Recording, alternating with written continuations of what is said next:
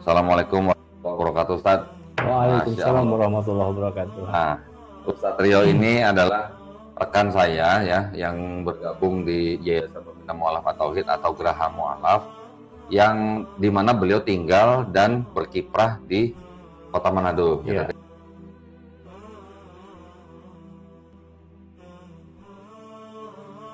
Tapi di 10 tahun yang sebelumnya atau waktu di waktu itu masih Pak Insan Mukuginta bersama Pak Budi dan Syihabudin datang ke ke Manado itu, bahkan kami sempat menjuluki bahwa ini kota 1001 gereja gitu. Di hampir setiap meter kita menemukan ada gereja yang dibangun, bangunan yang begitu megah, dan masyarakat mayoritas Kristen. Untuk menemukan muslimah yang berhijab di jalan, di toko-toko, di mal-mal itu memang bisa dihitung dengan jari. Nah, sampai akhirnya sekarang itu kalau mau datang ke Kota Manado, wah itu luar biasa. Itu pemandangan muslimah berhijab di setiap sudut-sudut mal, jalanan itu sangat banyak. Sekarang sudah banyak. Sudah sangat banyak. Sehingga kita bisa menilai bahwa pertumbuhan Islam di Kota Manado, di Sulawesi Utara itu cukup pesat, cukup tinggi. Ya. Di bulan Ramadan aja hampir setiap hari mensadarkan orang. Nah, masalah maksud saya gini, kalau orang-orang yang cari kebenaran masuk Islam karena melalui dialog. Gitu ya. Apa saja biasanya dibicarain gitu sama mereka? Jadi gini, saya menarik sebuah kesimpulan dari banyaknya yang datang ke saya berdiskusi. Bahkan kemarin itu pernah ada 3 orang itu dari mahasiswa salah satu sekolah tinggi teologi ya. Ketiga-tiganya datang itu, yang 2 kabur, tinggal 1 yang bertahan diskusi dengan kami. Panjang lebar diskusi yang kami lakukan berhari-hari, bahkan ada yang sampai dengan bulan gitu ya. Kita diskusikan, kita bahas sampai tuntas. Di situ kami menyimpulkan sebagian besar di antara mereka itu tidak paham dengan kitab suci mereka sendiri. Oke, rata-rata jadi mereka tidak paham dengan Bible-nya sendiri. Dengan Bible-nya sendiri. Bahkan ketika setiap berbicara itu, berdiskusi dengan kami, selalu kami tanya tujuannya apa diskusi. Kalau cuma sekedar hanya basa-basi, mendingan nggak usah. Kita tidak ada manfaat. Tapi kalau kita beranjak daripada Alkitab itu sendiri, dalam Injil Matius 5 ayat 6,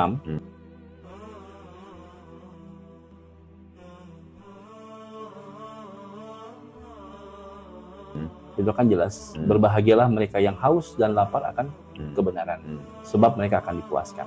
Kalau tujuan kita untuk mencari kebenaran, maka mudah-mudahan ini menjadi pintu hidayah. Gitu.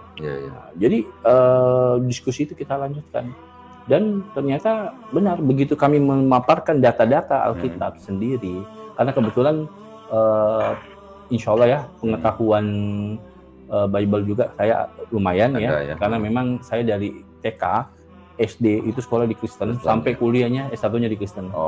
Jadi memang hampir setiap hari lah, tambah lagi setiap hari sore gitu. Jadi luar biasa gitu. Terus.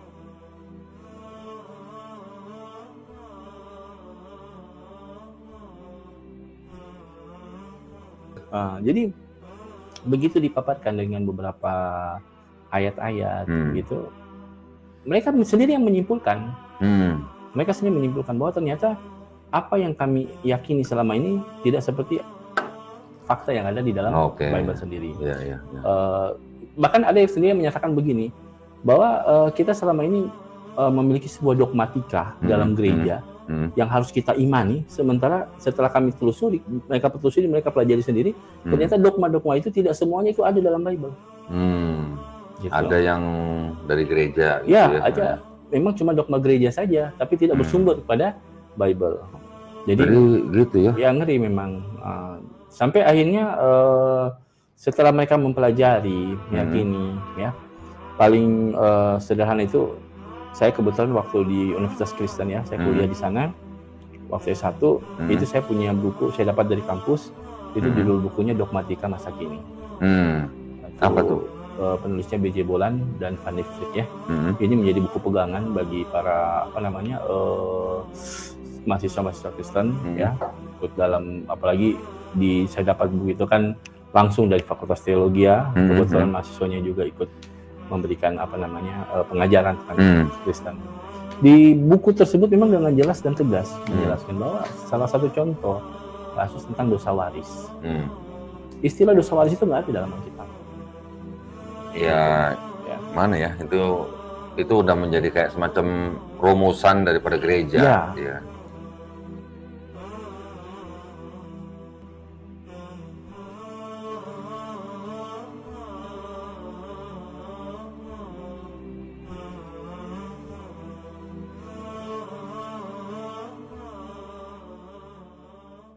Trinitas saja itu tidak ada dalam Alkitab. Trinitas nggak ada.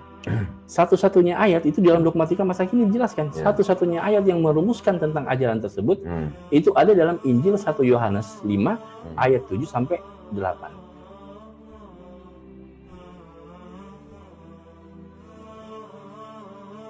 Tapi sayangnya ayat itu harus diberikan kurung. Kenapa? Karena tidak terdapat dalam naskah aslinya. Bayangkan ini itu ada di situ. Artinya karenanya bagian ini pasti tidak asli. Jadi kan punya itu nggak? Kita punya Katolik itu? Ya, saya belum punya itu, Mak. Belum punya ya? Susah nyarinya. Itu bayangkan.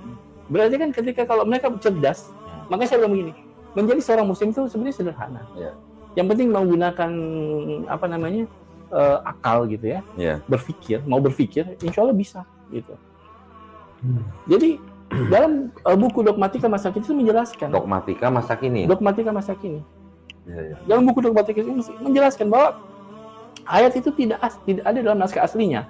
Berarti ketika tidak ada dalam naskah aslinya dan kemudian ada dalam Bible saat ini, berarti itu ayat sisipan. Orang ditulis kok di sini. Ayat aslinya gitu. Atau awalnya ayat itu adalah sebuah catatan di pinggir halaman. Atau kalau zaman dulu tuh disebutnya skolia. Makanya zaman sekarang kita ada istilah scholars. Nah, itu dari situ istilahnya. Awalnya ayat itu adalah catatan di pinggir halaman yang kemudian disisipkan menjadi ayat. Iya. Makanya ditulis bagian akhirnya ditulis apa? Karenanya bagian ini pasti tidak asli. Nah, sinonim dari kata tidak asli kan berarti kan palsu. Jadi kami umat Islam tidak menuduh bahwa Alkitab itu palsu. Tidak gitu. Dia sendiri yang ngomong. Alkitab sendiri yang menyatakan demikian. Buku Dogmatika sendiri yang mengatakan begitu ya. Karangan siapa tadi, Bang? Karangan B.J. Boland dan Van Dijk. Oke. Ada di ada gambar ini ya. Catatannya ya. Di dalam pembahasan tentang Tritunggal, bab tentang Tritunggal itu menjelaskan di dalam Alkitab tidak ada rumusan tentang Tritunggal. Satu-satunya ayat yang merumuskan tentang itu, ini satu-satunya ayat, berarti kan tidak ada ayat yang lain kan? Satu-satunya ayat yang merumuskan tentang itu hanya terdapat dalam Injil 1 Yohanes 5 pasal 5 ayat 7 sampai 8. Tapi ayat tersebut masih harus diberikan tanda kurung. Karena tidak ada dalam naskah asli. Sebenarnya ada lagi satu ayat yang mendekati. Mendekatinya dalam arti gini. Ketiga pribadi yang di dalam Trinitas itu disebutin semua. Iya, tapi tidak menyebutkan satu kan? Iya, ada Bapa, Anak dan Roh Kudus, tapi tidak disebutkan ketiganya satu. Di Matius 28 merumuskan tentang ayat 19. itu tentang pergilah dan baptislah dengan nama Bapa, Putra dan Roh Kudus kan? Nah, tapi yang menyebutkan atau yang merumuskan tentang tiga itu satu, itu ada di dalam Injil, cuma satu-satunya itu di dalam 1 Yohanes 5 ayat 2 sampai 8. Gitu. Nah, yang Matius 28:19 itu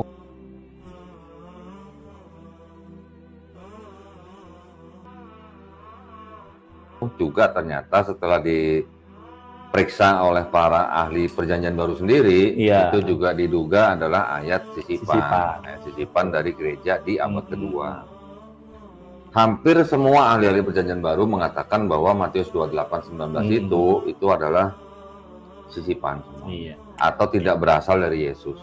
Makanya ketika saya pernah ditanyakan oleh salah satu Di sini juga dibilangnya, ya di Matius 28:19 juga dibilang tidak berasal dari Yesus. Iya. Karena apa buktinya? Buktinya dari mana kita bisa tahu? Di seluruh perjanjian baru, dari Matius sampai Wahyu, tidak ada murid-murid Yesus yang membaptis orang dalam nama Bapa dan Putra dan Roh Kudus. Nggak ada. Iya, Semuanya membaptis hanya dalam nama Yesus. dalam Yesus. Itu buktinya, salah satunya. Nah, terus tiba-tiba ada dalam nama Bapa, Putra dan Roh Kudus, ya itu Adalah kemudian formulasi yang formulasi. diciptakan oleh gereja. Dan itu diakui Hmm. oleh para pemuka gereja melalui buku Dogmatika Masa Kini, salah satu bukunya, ada buku-buku lain juga, bahwa ajaran tentang dogmatika Trinitas itu memang bukan ajaran Alkitabiah. Ya, tidak ada dalam Alkitabiah. Iya, iya. Jadi adapun kemudian nanti disampaikan oleh mungkin sahabat-sahabat kita yang mencoba untuk membuktikan tentang Trinitas melalui Alkitab, itu ya hanya menggunakan ilmu cocologi, gitu, mencocok-cocokkan gitu. Cocok lagi. Iya. Dan itu real gitu ya. Gitu. Kita nggak, makanya saya bilang kami umat Islam tidak menjustis bahwa Alkitab itu sudah dipalsukan. Ya, Gitu. ya alhamdulillah ya, berarti Ustadz Rio di sana kan kristologinya udah mantep kan berarti kan di sana. Nah, Insya Allah. kalau misalnya ada saudara-saudara kita yang Kristen mau dialog, satunya kan udah siap berarti kan ya. Bukunya juga udah siap. Jadi kita memang di Islam diajarkan juga untuk tidak asal asumsi. Iya, Tidak hanya berbicara atau berhujah tanpa dalil. Gitu ya. Semuanya harus pakai dalil. Insya Allah. Sedangkan tentang Al-Quran yang menyebutkan bahwa dalam Alkitab itu telah bercampur baur ya, bercampur aduk ya. Ayat yang ya halal kitab lima talbisul haqq bil batil. Kenapa kamu mencampur adukan yang hak dengan yang batil gitu ya. Ya, baru kemudian banyak terdapat kesalahan dan sebagainya. Itu sebetulnya diakui juga di dalam dogmatika masa kini. Oh gitu.